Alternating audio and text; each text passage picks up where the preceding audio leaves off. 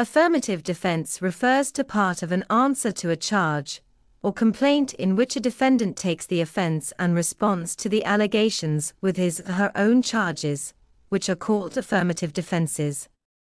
These defenses can contain allegations, take the initiative against statements of facts contrary to those stated in the original complaint against them, and include various defenses based on legal principles. Many of these defenses fall into the boilerplate, stated in routine, non-specific language category, but one or more of the defenses may help the defendant.